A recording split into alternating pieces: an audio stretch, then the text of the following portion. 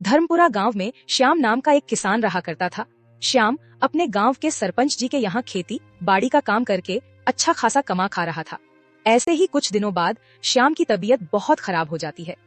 श्याम की पत्नी किशोरी श्याम देखकर कहती है, अरे सुनिए ना जी, आज आपकी तबीयत कुछ ज्यादा ही खराब है।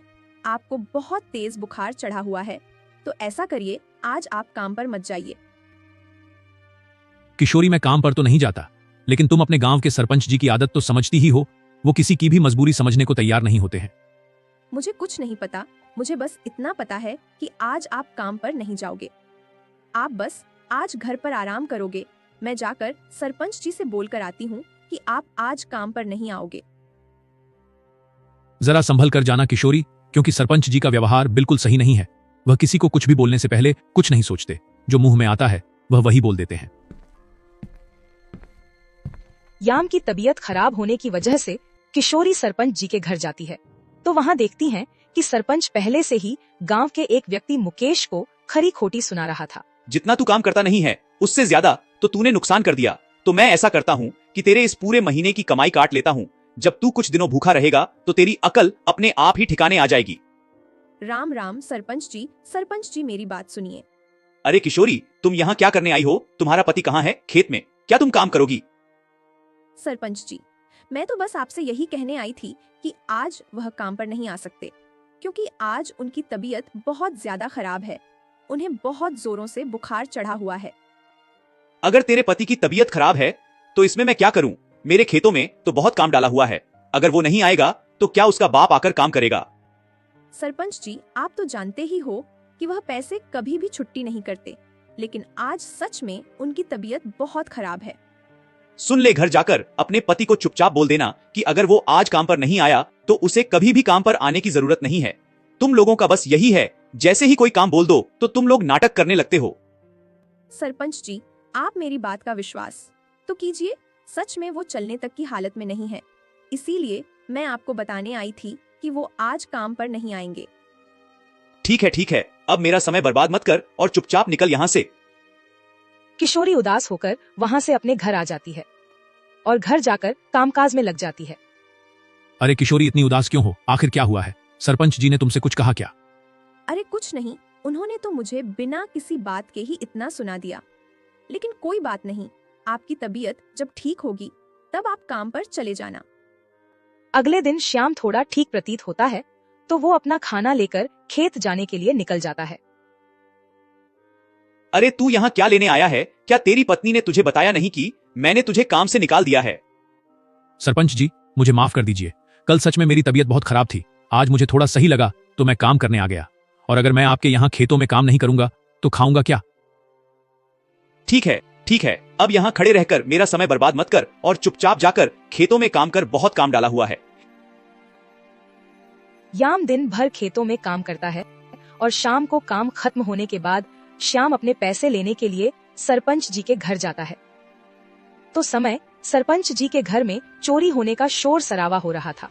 अरे किसने मेरे पैसे चोरी किया? न जाने कौन आया था यहाँ पर। मेरे पूरे 20,000 रुपए यहाँ रखे थे। अरे श्याम, तू कब आया है यहाँ पर? सरपंच जी, बस मैं तो 5 मिनट पहले ही यहाँ आया हूँ, लेकिन यहाँ क्या हुआ? क्यों हल्ला हो रहा है इतना? अरे वाह भाई वाह, क्या योजना बनाई है तूने। एक तो चोरी, ऊपर से सीना जोरी। वाह भाई, मान गए तुम्हें। मैं सब समझ गया कि तूने ही मेरे घर पर चोरी की है। अब चल सच बता, पैसे कहाँ रखे हैं तूने मेरे? नहीं सरपंच जी, मैंने कोई चोरी नहीं की। मैंने आपके यहाँ से कोई पैसे नहीं लिए। मैं तो बस दिन भर का काम का पैसे लेने आया था और यहाँ आकर देखा तो हल्ला हो रहा था। अक्सर सभी चोर यही कहते हैं कि मैंने चोरी नहीं की है। अब तू सब कुछ सच बता दे। तू सच बता रहा है कि तेरी दिमाग ठंडा कर दूं? सरपंच जी, मैं सच बोल रहा हूँ। मैंने आपके यहाँ कोई चोरी नहीं की। मेरे पत्नी बच्चों की कसम, मैंने आपके घर से पैसे नहीं चुराए। मैं भला आपके यहाँ चोरी क्यों करूंगा? आपके यहाँ काम से ही मेरा घर चल पाता है। तेरे जैसे लोगों को मुझे बिल्कुल विश्वास नहीं है। जब पकड़े जाते हो तब अपने परिवार की झूठी कस्में खाना शुरू कर देते हो। चोर! नहीं सरपंच जी, ऐसा नहीं है। आप मेरे ऊपर इतना झूठा आरोप मत लगाइए। मैं सच बोल रहा हूँ, मैंने यहाँ कोई चोरी नहीं की। अगर तू अपनी भलाई चाहता है तो तू चुपचाप अपने परिवार को लेकर इस गांव को छोड़कर हमेशा के लिए चला जा। और अगर कल शाम तक मुझे दिखाई दिया तो तेरे और तेरे परिवार के लिए अच्छा नहीं होगा, समझा? सरपंच जी, आप मेरे पर ऐसा अनर्थ मत कीजिए। ये तो सरासर गलत है। मैं चोर नहीं हूँ। मैंने आपके यहाँ कोई चोरी नहीं कि। आप मेरी बात का यकीन कीजिए सरपंच जी। तुझे समझ नहीं आता? मैंने एक बार जो बोल दिया वही होगा, मुंह बंद कर और चुपचाप यहाँ से निकल जा। सरपंच जी श्याम की एक भी नहीं सुनते हैं और श्याम के पूरे परिवार को गांव से निकलवा देते हैं। याम अपने परिवार को लेकर धर्मपुर के पास ही वाले गांव शंकरपुर चला जाता है और वहां के सरपंच जी के पास जाकर उनसे कहता है, अरे भाई, कौन हो तुम लोग और कहां से आए हो, और बताओ तुम्हें मेरे से क्या चाहिए? सेठ जी, मैं धर्मपुर गांव का रहने वाला हूं, लेकिन वहां के सरपंच जी ने मुझ पर चोरी का झूठा इल्जाम लगा दिया और मुझे गांव से निकलवा दिया। लेकिन मैंने सच में वहां कोई चोरी नहीं की, भगवान की कसम खाकर कहता हूं। अरे नहीं भाई नहीं, तुम्हें कसम खाने की कोई जरूरत नहीं है, लेकिन कोई ऐसा झूठा आरोप कैसे लगा सकता है? मुझे नहीं पता सेठ जी, लेकिन मैंने जहां भी काम किया, मैंने पूरा काम मेरी ईमानदारी से और मेरे लगन से किया, लेकिन फिर भी मुझ पर ऐसा इल्जाम लगाकर मुझे गांव से धक्के मारकर निकलवा दिया। कोई बात नहीं श्याम, तुम दुखी मत हो, तुम्हारा हमारे गांव में बहुत बहुत स्वागत है। मैं तुम्हें रहने के लिए घर दूंगा, बस तुम मेरे खेतों पर काम करके अच्छे से फसल उगाना। आपका बहुत बहुत धन्यवाद सेठ जी, आपने मेरे बुरे समय में मेरा साथ दिया। मैं आपका यह एहसान कभी भूल नहीं पाऊंगा। सेठ जी, हमें सच में समझ नहीं आ रहा कि हम आपका धन्यवाद कैसे करें, लेकिन हमारा आपसे वचन है कि हम दोनों पूरा दिल लगाकर आपके खेतों पर काम करेंगे, आपको कभी शिकायत का मौका नहीं देंगे। अरे धन्यवाद की कोई आवश्यकता नहीं है, ये तो मेरा कर्तव्य है। जब भी कोई दुखी दुविधा में हो तो उसकी सहायता करना ही हर मनुष्य का कर्तव्य और धर्म होता है।